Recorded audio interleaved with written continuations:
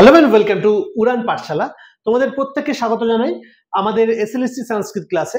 আজকে আমরা যাদের কাছে এই অ্যাপ্লিকেশনটা নেই তারা অবশ্যই অ্যাপ্লিকেশনটা ডাউনলোড করে নিও প্লে স্টোর থেকে এবং দেখতে থাকো, সঙ্গে থাকো, কারণ এই অ্যাপ্লিকেশনের মধ্যে তোমাদের জন্য রয়েছে ফ্রি অফ কস্ট প্রচুর ক্লাস, এসএলএসটি সম্পূর্ণ সিলেবাসটা কভার, এবং তার সাথে রয়েছে মক টেস্ট রয়েছে, আমাদের প্র্যাকটিস সেট রয়েছে, ডাউট ক্লিয়ারিং ক্লাস রয়েছে, নোটস রয়েছে। প্রতিটা বিষয়ের কিন্তু তোমরা অভিজ্ঞ শিক্ষকের দ্বারা ক্লাসগুলো পেয়ে থাকবে। এছাড়াও এই ক্লাসের পাশাপাশি আমাদের আপকামিং যেটা প্রজেক্ট রয়েছে সেটা হচ্ছে কম্পিটিটিভ এবং তোমাদের একাডেমিক স্কোর, যে কোনো বিষয় নিয়ে তোমরা কিন্তু সেটা দেখতে পারবে। তো স্টে টিউন, সঙ্গে থাকো। এবং আজকের যে ক্লাসটা সেটা খুব ইন্টারেস্টিং একটা ক্লাস হতে চলেছে এসএলএসটি সংস্কৃতের। কিসের উপর? না, ব্যাকরণের উপর। এবং আমরা যে ক্লাসগুলো করেছি এতদিন পর্যন্ত, কারক করেছি, সমাসের ক্লাস তোমরা আগে দেখেছো। তো যে কারক বিভক্তি করেছি, খুবই একটা ভাইটাল পার্ট হচ্ছে কারক বিভক্তি আমাদের স্কুল সার্ভিসের ক্ষেত্রে বা ব্যাকরণের ক্ষেত্রে। তো এই কারক বিভক্তি করানোর পর কারক বিভক্তি থেকে আমরা কি কি ধরনের প্রশ্ন আমরা অ্যাটেন্ড করতে পারি, কি কি ধরনের প্রশ্ন পাবো, কি কি টাইপের প্রশ্ন আমরা পাবো, তো কটা ক্যাটাগরিতে ভাগ করা হয় প্রশ্নকে এই কারক থেকে, সেগুলো নিয়ে আমাদের আজকের এই ক্লাস। তো শেষ পর্যন্ত দেখতে থাকো এবং তোমাদের কিন্তু একটা অসাধারণ প্র্যাকটিসও এখান থেকে হয়ে যাবে যে আমরা কারক বিভক্তি কি করে নির্ণয় করব। দেখো, মাল্টিপল চয়েসের তো থাকবে, কিন্তু এই মাল্টিপল চয়েস হলেও আমাদের পড়াশোনাটা কিন্তু মাল্টিপল চয়েসে হয় না। আমাদের পুঙ্খানুপুঙ্খভাবে কেন এই সূত্রটা হচ্ছে, কি স্পেশাল তার রিজন, সেই সমস্ত কিছু জেনে তবে আমাদের কিন্তু সেই উত্তরটা দিতে হবে। তাই আমরা আজকে কারক বিভক্তিগুলো নির্ণয় করা শিখবো, যে কিভাবে একটা কারক বিভক্তি নির্ণয় করা হয় এবং সেই কারকের মধ্যে কি কি ইনফরমেশন আমরা পুট করতে পারি। যদি তোমরা এটা শিখতে পারো তাহলে অটোমেটিক্যালি ভাবে কিন্তু তোমরা মাল্টিপল চয়েসে যে কোনো রকম প্রশ্নই আসুক না কেন, তোমরা সেই জায়গাগুলো, সেই ডিটেলস গুলো কিন্তু তোমরা যদি জেনে যাও, তাহলে যত কঠিন প্রশ্নই আসুক না কেন বা যত ভিতর থেকে ডিপলি কোশ্চেন করুক, তোমরা কিন্তু সেটা অ্যাটেন্ড করতে পারবে। তো পুরো ভিডিওটা দেখবে, লাইক শেয়ার কমেন্ট অবশ্যই করবে, যদি ভালো লাগে সাবস্ক্রাইব তো করবেই অবশ্যই। তো চলো আমরা আজকে ক্লাস শুরু করি। দেখো, আমরা কারক বিভক্তি নির্ণয় করব। ফার্স্ট হচ্ছে রক্ষী পুরুষাৎ নিলীয়তে চৌড়।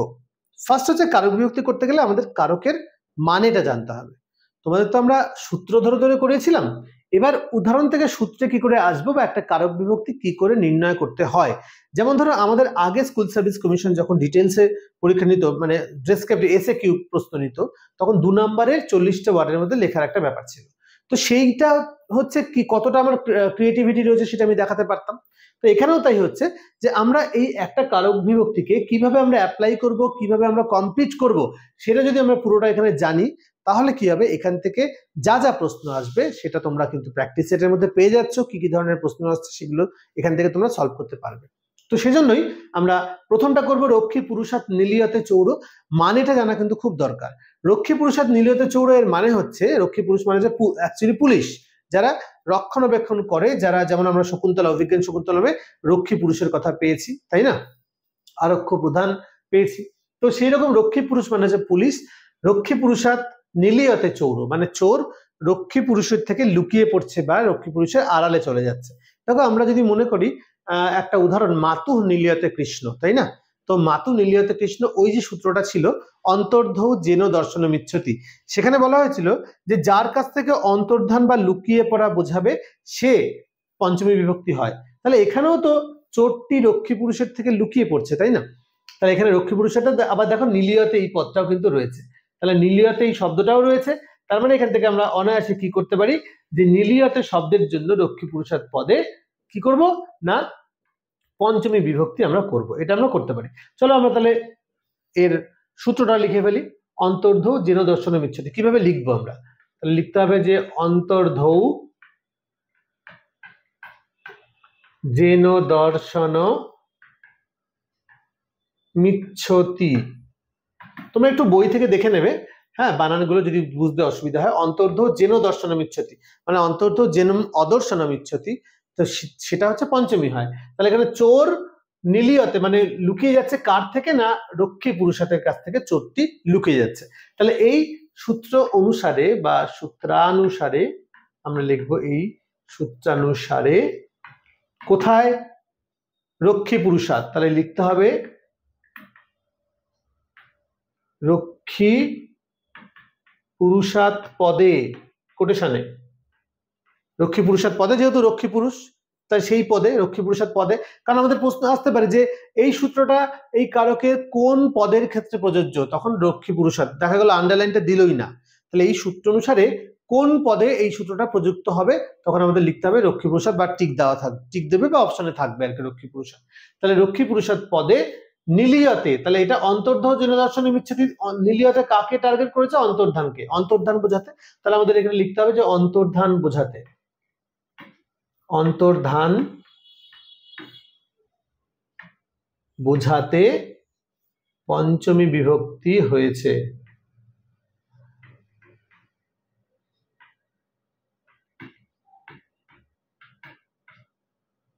ঠিক আছে, তাহলে কি হলো, এটা হচ্ছে কমপ্লিট অ্যান্সার হলো। তাহলে অন্তর্ধান জনদর্শন বিচ্ছেদি সূত্রানুসারে রক্ষী পুরুষাদ পদে অন্তর্ধান বোঝাতে পঞ্চমী বিভক্তি হয়েছে। বোঝা গেল? তাহলে এই পুরোটার মধ্যে কিন্তু আমাদের অনেক কিছু ইনফরমেশন লুকিয়ে রয়েছে, যে কি বুঝিয়েছে এখানে? অন্তর্ধান অর্থে হয়েছে। এখানে কোন বিভক্তি হয়েছে? এখানে পঞ্চমী বিভক্তি হয়েছে। কোন পদে হয়েছে?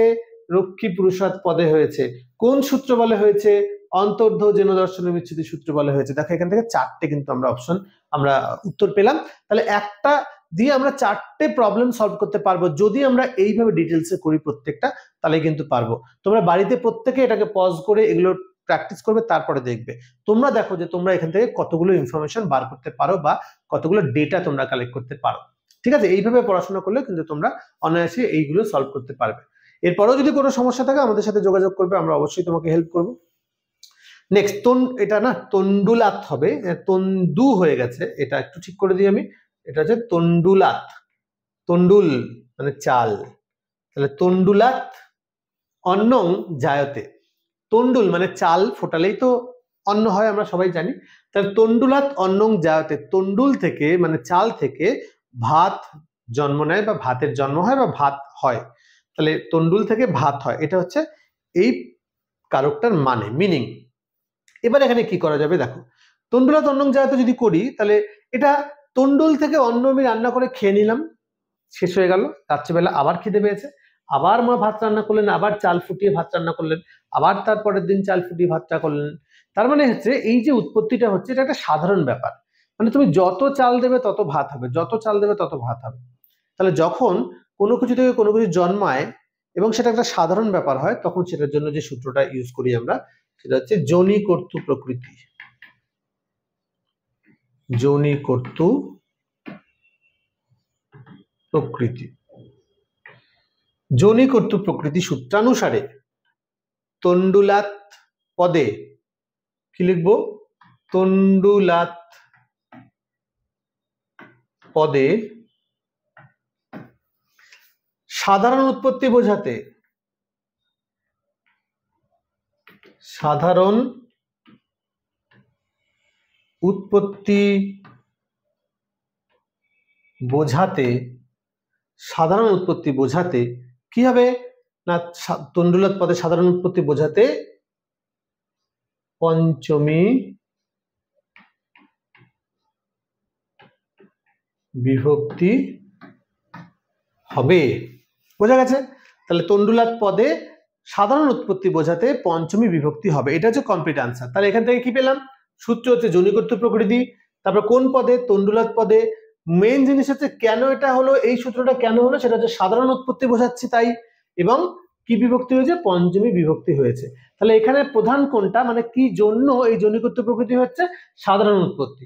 আচ্ছা, আমরা এর সাথে কারক করানোর সময় তোমাদের একটা কথা বলেছিলাম, সেটা হচ্ছে প্রথম প্রকাশ। যদি প্রথম প্রকাশ হয় তখন সূত্রটা যোনি কর্তৃ প্রকৃতি না হয়ে যাবে ভুবঃ প্রভব, যেমন হিমালয়াত গঙ্গা প্রবাহতী, মানে হিমালয় থেকে গঙ্গা প্রবাহিত হচ্ছে। বোঝা গেছে? চলো আমরা চলে যাব নেক্সট। গোপ গাং দুগ্ধং দগ্ধি, গোপ গাং দুগ্ধং দগ্ধি, এটা ফেমাস একটা লাইন। গোয়ালা গরুর থেকে দুগ্ধ দহন করছে, দুধ দহন করছে। দেখো দগ্ধি এখানে যে ধাতুটা রয়েছে সেটা হচ্ছে দুহ ধাতু। আমরা দেখেছি যে গোপ গাং, গাং কিন্তু এখানে দুইয়ের এক হয়েছে, তাই না? কিন্তু হিসেব মতো হওয়া উচিত ছিল গরুর থেকে, পঞ্চমী হওয়া উচিত ছিল। তাহলে অপাদান কারক হওয়া সত্ত্বেও এখানে দ্বিতীয় বিভক্তি হয়েছে এবং দুহ ধাতু রয়েছে। তো আমরা কি পড়েছিলাম? অকথিতঞ্চ এই সূত্র অনুসারে বলেছিলাম যে দুহ, জাচ, দন, চি, ব্রু এই সমস্ত ধাতুর যে কোনো একটা ধাতু থাকার ফলে মূল যে কর্ম থাকে এ, যার প্রয়োজন নেই, এই গাং পদে একে কি করবে? কর্ম করে নেবে এবং সেটাকে বলা হয় গৌণ কর্ম, এবং গৌণ কর্মে দ্বিতীয় বিভক্তি হবে। তাহলে এটা আমাদের কি লিখতে হবে? অকথিতঞ্চ। অকথিতঞ্চ সূত্রানুসারে দুহ ধাতুর যোগে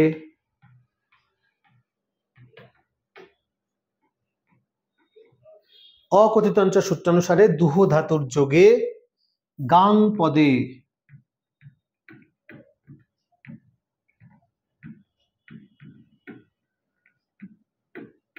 গৌণ কর্মে দ্বিতীয়া বিভক্তি হয়েছে। ঠিক আছে, তাহলে কি কি হলো? এখানে ধাতু হয়েছে, দুহ ধাতুর প্রয়োগ হয়েছে, এই একটা লিখলাম।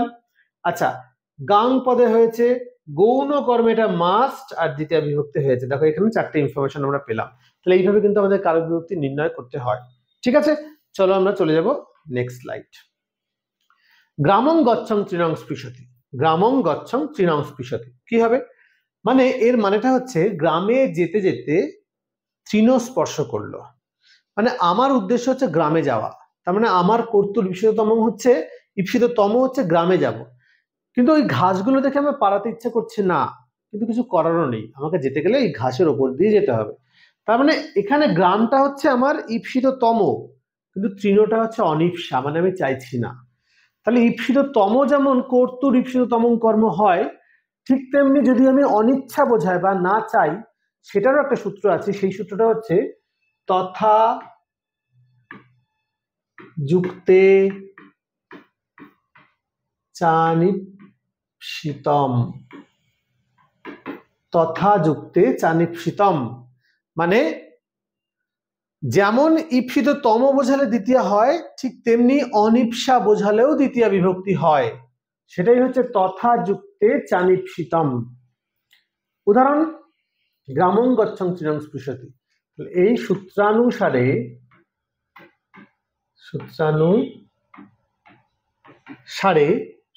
তৃণং পদে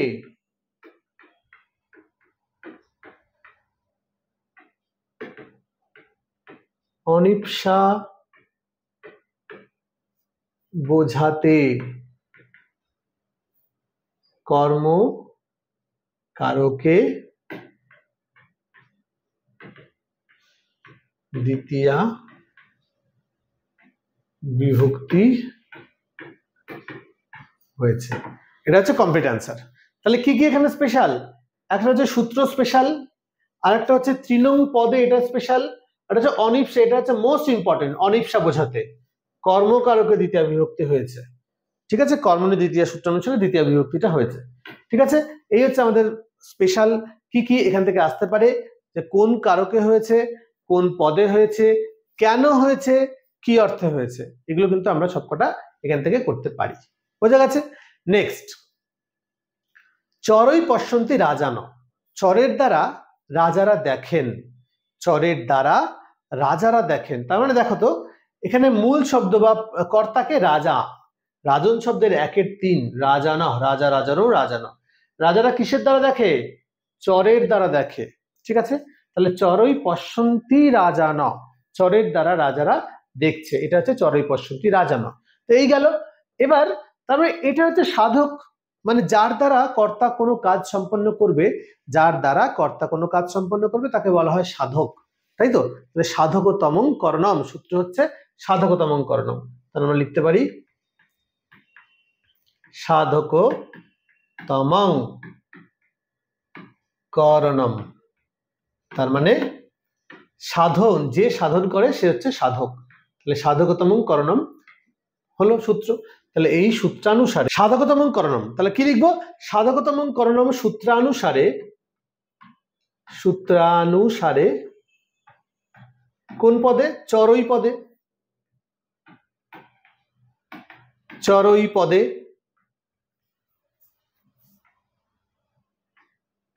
কি হয়েছে না করণ কারক হয়েছে। করণ কারক, ঠিক আছে, করণ কারকে ডিরেক্ট করে দিতে পারি। করণ কারকে কি বিভক্তি হয়েছে? আমরা জানি যে তৃতীয়া বিভক্তি হয়েছে। তাহলে এখানে সাধকতমকরণ হচ্ছে সূত্র, আর কোন পদে? চরই পদে। কি কারণে? করণ কারকে হয়েছে, আর তৃতীয়া বিভক্তি হয়েছে। হয়ে গেল এখানে আমাদের শেষ। নেক্সট চলে আসবে বালক ভোজনায় গৃহং জাতি। বালক ভোজনায় গৃহং জাতি। দেখো এখানে কি হচ্ছে, বালকটি ভোজনের জন্য কোথায় যাচ্ছে? যে গৃহে যাচ্ছে, বাড়ি যাচ্ছে। বালকটি ভোজনের জন্য বাড়ি যাচ্ছে। তাহলে এই যে ভোজনায় নিচে দাগ আছে মানে চতুর্থী বিভক্তি হয়েছে। এবার এটা কি হচ্ছে দেখো, ভোজনায় মানে চতুর্থী বিভক্তি হয়েছে যেহেতু, কিন্তু দেখো এই যে ভোজনটা কিন্তু একটা ক্রিয়াপদ বটে, তাই না? ভুজ ধাতু। তাহলে দেখো আমরা জানি যে চতুর্থীর জায়গায় বিকল্পে আমরা কোন প্রত্যয় ইউজ করতে পারি? আমরা তুমুন প্রত্যয় ইউজ করতে পারি। ঠিক আছে, বিকল্পে আমরা তুমুন প্রত্যয় ইউজ করতে পারি। তার মানে ভোজনায় নিজে একটা তুমুন প্রত্যয়ন্ত পদ। আমরা ডিরেক্ট আমরা এটাকে কি করতে পারি? বালক ভুজ প্লাস তুমুন করে ভোক্তুম গৃহং জাতি, এটা আমরা করতে পারি। তাহলে ভোক্তুম, তার মানে ভোজনালয় থেকে ডিরেক্ট আমি তুমুন প্রত্যয় করতে পারি। তাহলে আমাদের কোন সূত্র চলে আসছে?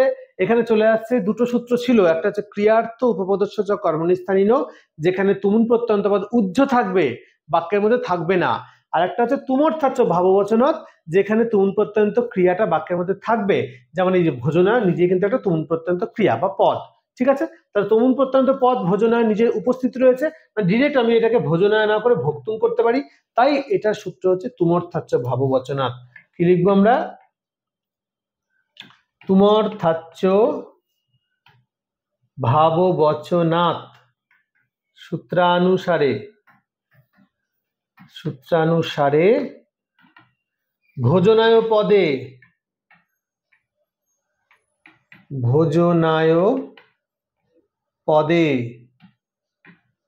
তুমর্থে, এটা কি করব? তুমর্থে চতুর্থী বিভক্তি হয়েছে। তুমর্থাচ্য ভাববচনাৎ সূত্র অনুসারে ভোজনায় পদে তুমর্থে চতুর্থী বিভক্তি হয়েছে। এটা হচ্ছে আমাদের টোটাল আনসারটা হচ্ছে। তাহলে এখানে কোন প্রত্যয় অনুযায়ী হয়েছে? এখানে তুমুন প্রত্যয়, যে তুমর্থে লিখেছি এটা হচ্ছে তুমুন প্রত্যয় জন্য হয়েছে। কোন পদে হয়েছে? ভোজনায় পদে হয়েছে। কোন বিভক্তি হয়েছে? চতুর্থী বিভক্তি হয়েছে। সূত্র কি? তুমর্থাচ্য ভাববচনাৎ। আবারও এখানে আমরা কি করলাম না, আমরা চারটে আমরা ইনফরমেশন পেলাম। চলে যাবো আমরা নেক্সট কোশ্চেন। নেক্সট হচ্ছে ব্রাহ্মণ সন্মার্গে বিশতি। ব্রাহ্মণ সন্মার্গে বিশতি মানে ব্রাহ্মণটি আচ্ছা সন্মার্গে প্রবেশ করেছে। সন্মার্গ মানে কি? সন্মার্গ মানে হচ্ছে ধ্যান। তাহলে ব্রাহ্মণও ধ্যানে প্রবেশ করেছে। তাহলে এটাকে আমরা কি করব?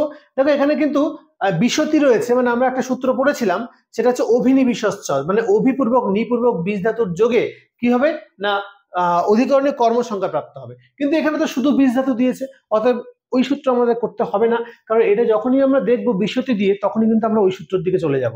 তাই কিন্তু মাথায় রাখতে হবে, যদি অভিপূর্বক নি থাকে তাহলে পরে আমরা ওই সূত্র করতে পারি, সেটা হচ্ছে অভিনিবিশস্য। নয়তো এটা আধার অধিকরণম করব আমরা, আধার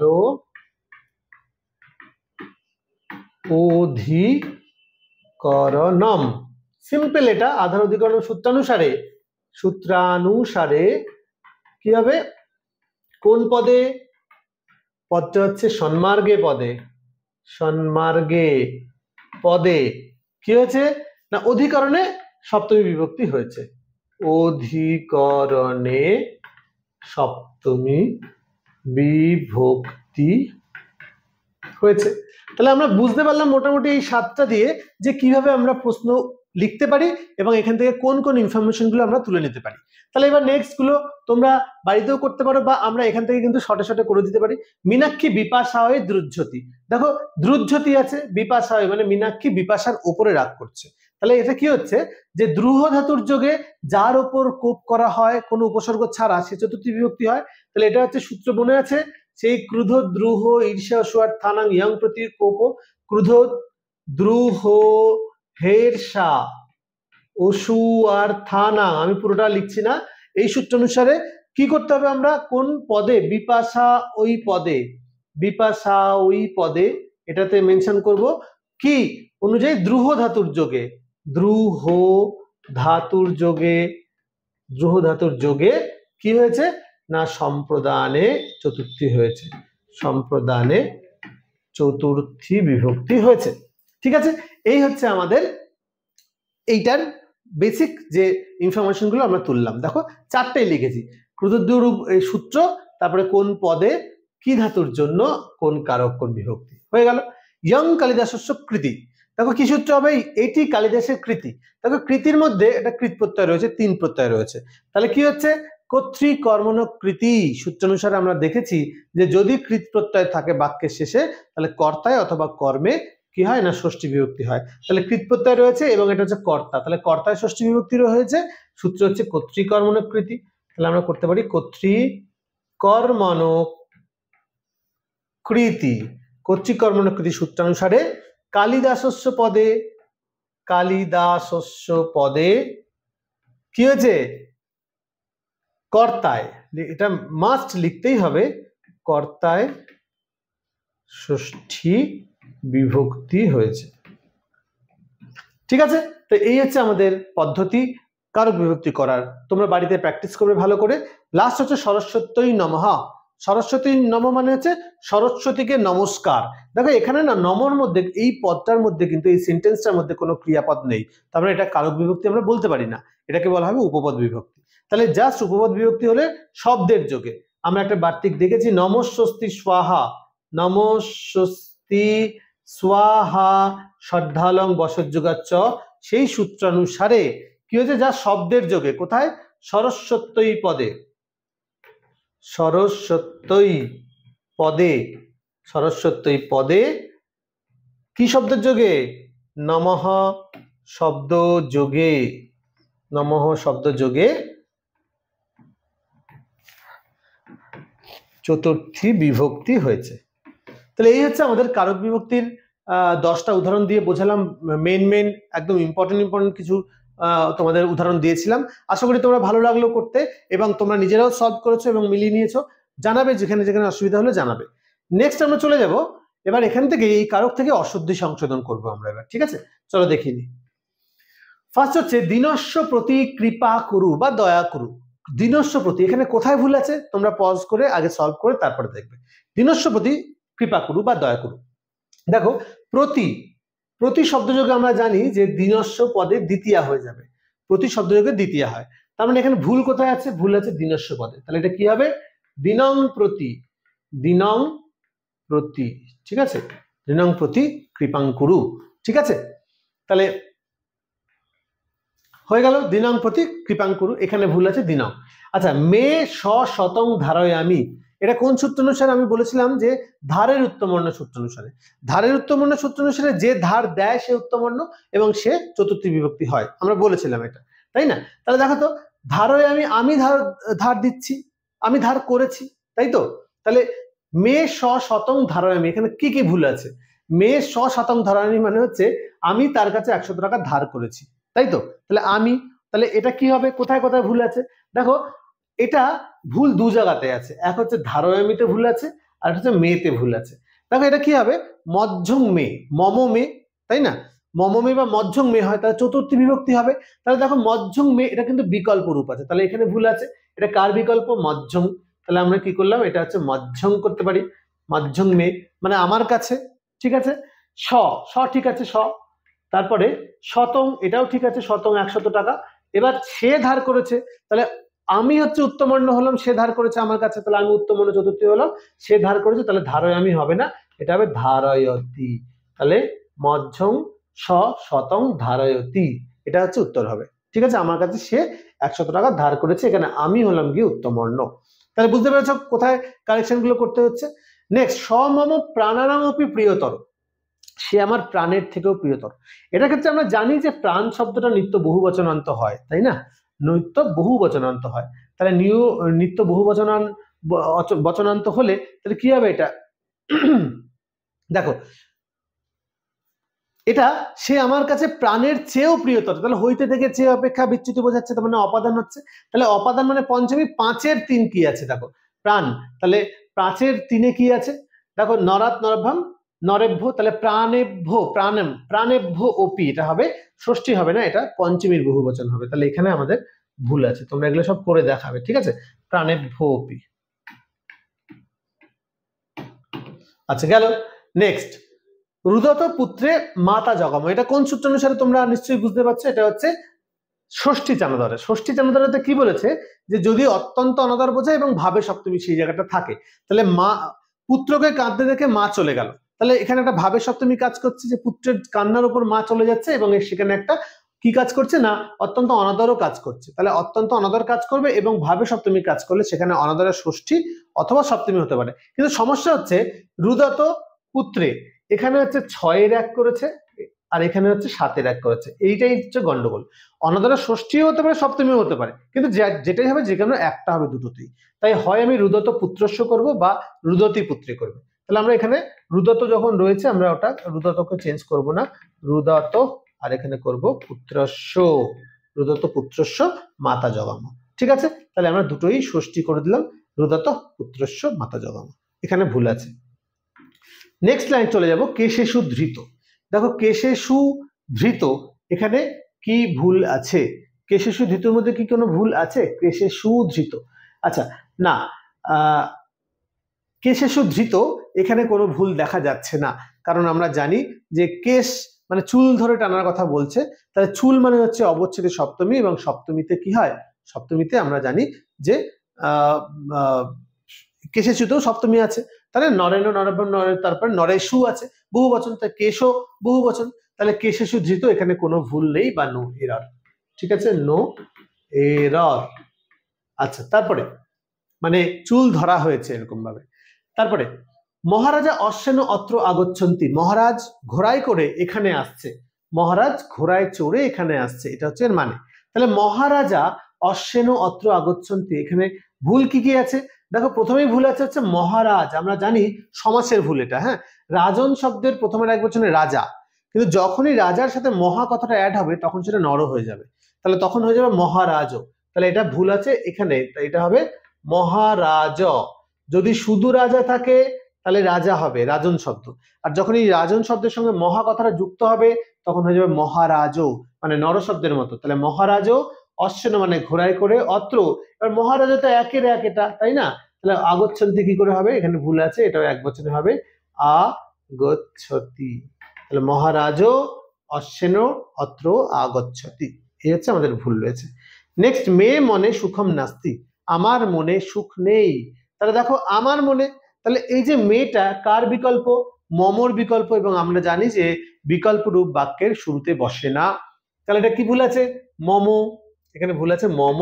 আচ্ছা মনে, মনেটা কি হচ্ছে? আমার মনে, তার মানে 7-এর 1, তাহলে মনন মন শব্দের 7-এর 1 কিন্তু মনস শব্দের 7-এর 1 মাথায় রাখতে হবে, মনে হয় না, এটা হবে মম মনসী সুখম নাস্তি, মানে আমার মনে সুখ নেই।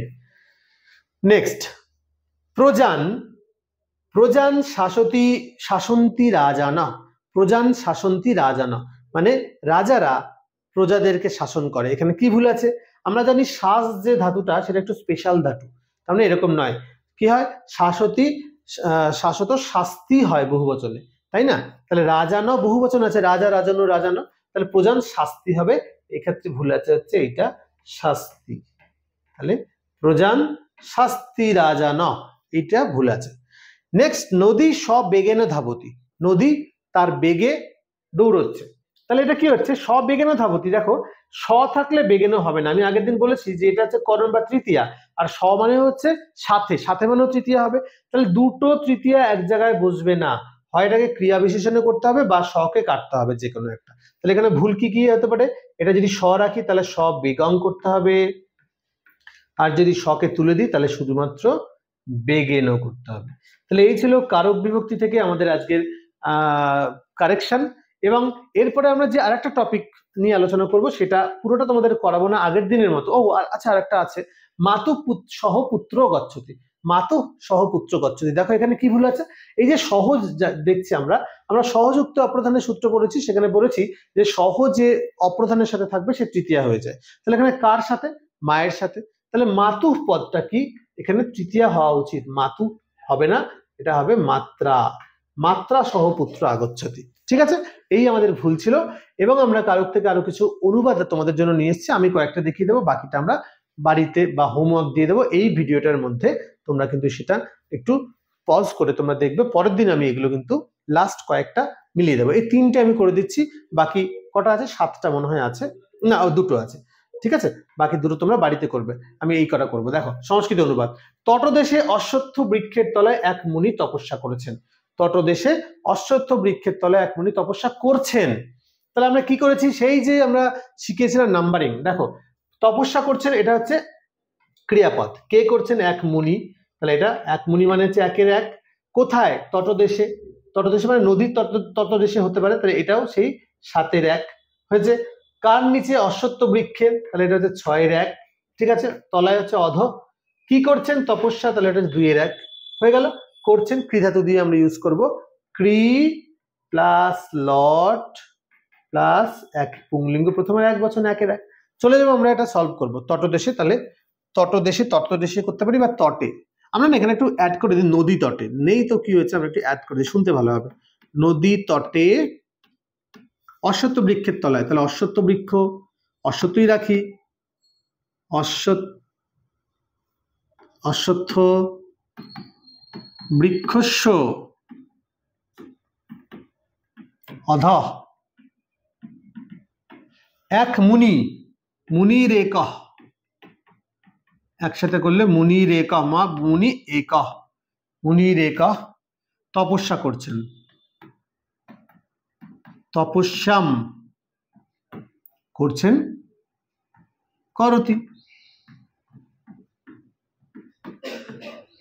নেক্সট, লব ও কুশ 2 ভাই বাল্মীকির কাছে রামায়ণ শিখেছিলেন। লব ও কুশ 2 ভাই বাল্মীকির কাছে রামায়ণ শিখেছিলেন। তাহলে শিখেছিলেন, আচ্ছা কে? লব ও কুশ। তাহলে লব ও কুশ এরা হচ্ছে 1-এর 1 করে দুজনকে করব। দুজনও করতে পারি আমরা, যদি লব কুশকে আমরা সমাজবদ্ধ পদ করে দিই তাহলে আমরা 1-এর 2 করে দেব, ঠিক আছে। 1-এর 2 তাহলে লব কুশও হয়ে যাবে। আচ্ছা 2 ভ্রাতা, ঠিক আছে।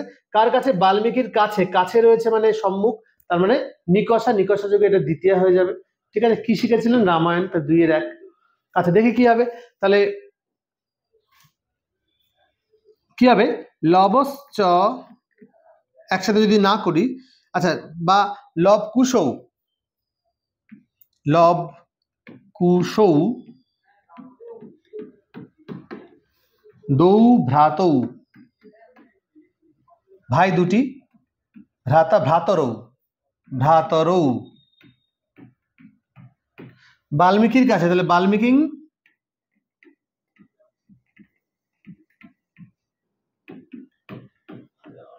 নিকষা,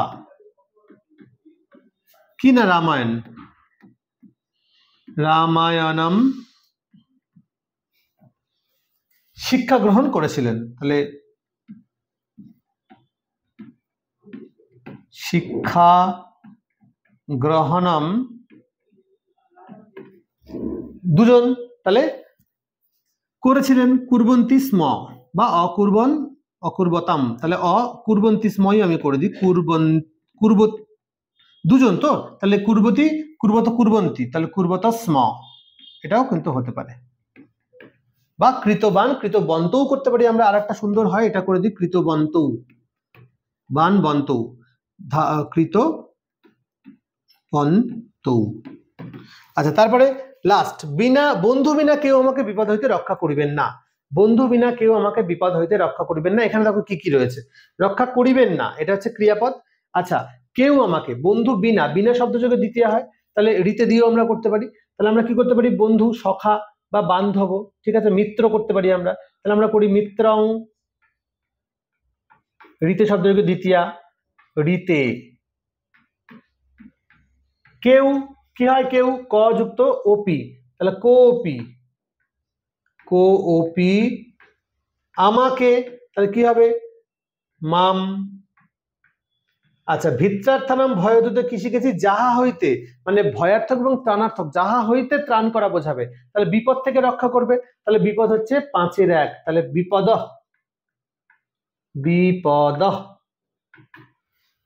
বিপদ হইতে হলো রক্ষা করবেন না, তাহলে আচ্ছা মিত্রং ঋতে কোপি মাং বিপদ ত্রাতুম, রক্ষা করতে পারবে না আর কি, ত্রাতুম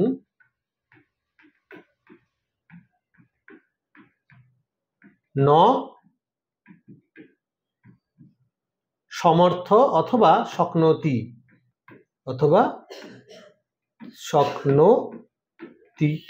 তাহলে ফাইনালি কি হলো, মিত্রং ঋতে কোপি মাং বিপদঃ ত্রাতুং ন সমর্থ বা শক্নোতি। তাহলে এই হচ্ছে তিনটে আমি করে দিলাম, আর যে বাকি দুটো আছে এটা তোমাদের হোমওয়ার্ক থাকলো, দেখে নাও তোমরা এখান থেকে, এটা স্ক্রিনশট নিয়ে রাখো, এটা তোমরা হোমওয়ার্কে করে পরের দিন আমি আগে এই দুটো করাবো, তারপরে অন্য কিছু করাবো। ঠিক আছে, তো কেমন লাগলো জানাবে, প্রত্যেকে ভালো থেকো এবং লাইক শেয়ার কমেন্ট অবশ্যই করে দিও, উড়ানের সঙ্গে থেকো প্রত্যেকে।